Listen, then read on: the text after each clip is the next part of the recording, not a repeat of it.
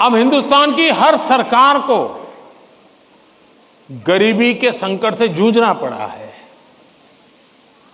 हमारे देश में संकट है ही है, लेकिन मैं डर करके बैठ नहीं गया।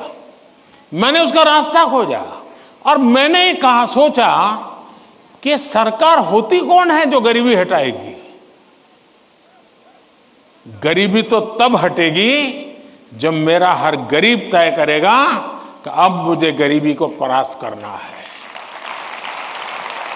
अब वो सपने ही देखेगा तो होगा कि नहीं होगा।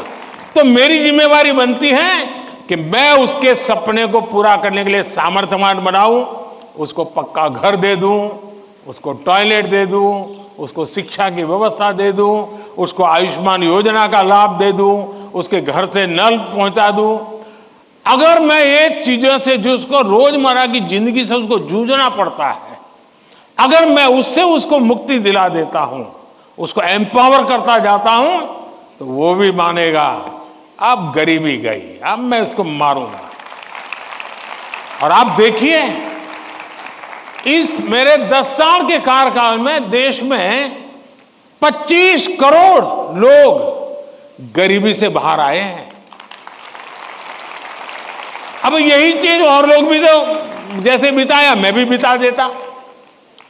और इसलिए मेरी कोशिश रहती है कि हम देश की शक्ति पर, देश के संसाधनों पर भरोसा करें। जब हम इन सारी चीजों को देखते हैं तो कभी हम अपने आप को अकेला महसूस नहीं करते। जी, मैं क्या करूं, मैं कैसे करूं, अरे मैं तो एक चाय बेचने वाला इंसान, क्या करूंगा, ऐसे नहीं सोच सकता हूं। जी, मुझे पूरा भरोसा होना चाहिए। और इसलिए पहली बात है कि आप जिनके लिए कर रहे हैं उन पर आपका अपार भरोसा।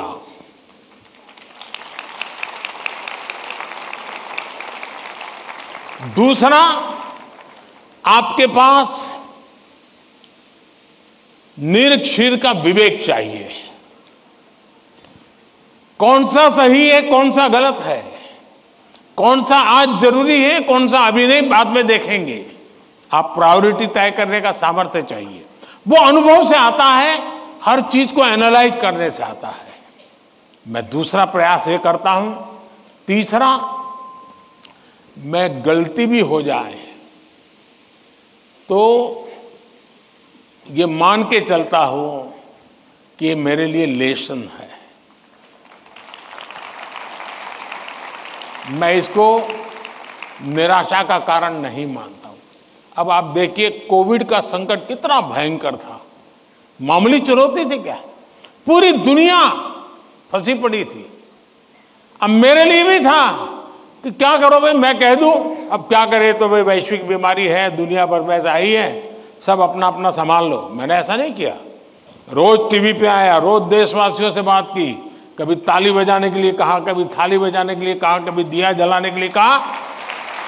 वो एक्ट कोरोना को खत्म नहीं करता है, लेकिन वो एक्ट कोरोना के खिलाफ लड़ाई लड़ने की एक सामूहिक शक्ति को जन्म देता है।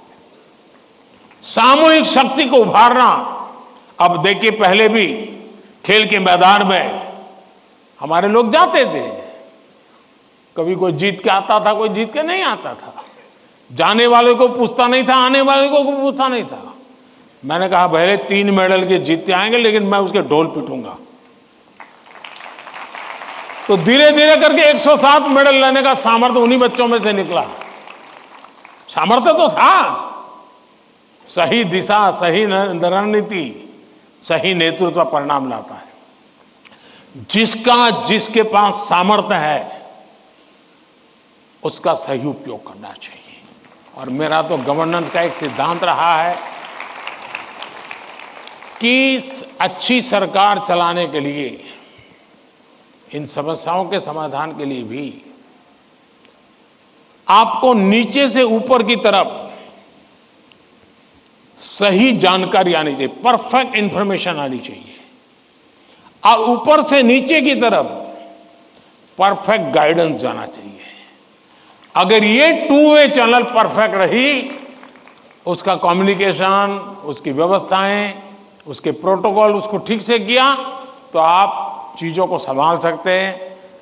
कोरोना एक बहुत बड़ा उदाहरण है और इसलिए मैं मानता हूं कि हम निराश होने का कोई कारण ही नहीं होता है जीवन में। और अगर एक बार मन में तय कर लिया कि निराश होना ही नहीं है तो फिर सिवाय पॉजिटिविटी कुछ आता ही नहीं है। और मेरे यहां निराशा के सारे दरवाजे बंद हैं, कोई कोना भी, एक छोटी खिड़की भी मैंने खुली नहीं रखी है कि निराशा वहां से घुस जाए।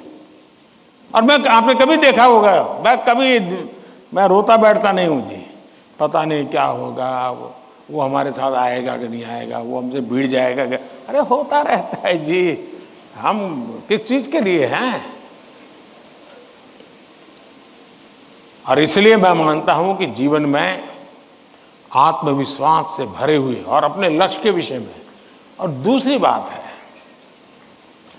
जब कोई निजी स्वार्थ नहीं होता है, खुद के लिए कुछ करना तय होता है, तो निर्णयों में कभी भी दुविधा पैदा नहीं होती है। और वो एक बहुत बड़ी अमानत मेरे पास है। मेरा क्या, मुझे क्या, इससे मेरा कोई लेना देना नहीं है। सिर्फ और सिर्फ देश के लिए करना और आपके लिए करना, ताकि आपके माता पिता को जिन मुसीबतों से गुजरना पड़ा, मैं नहीं चाहता हूं कि उन मुसीबतों से आपको गुजरना पड़े।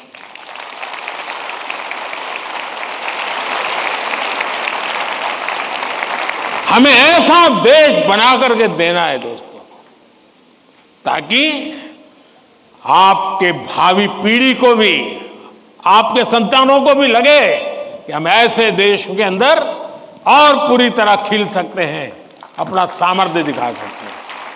और ये हमारा सामूहिक संकल्प होना चाहिए, ये हमारा सामूहिक रिजॉल्व होना चाहिए, और परिणाम मिलता है।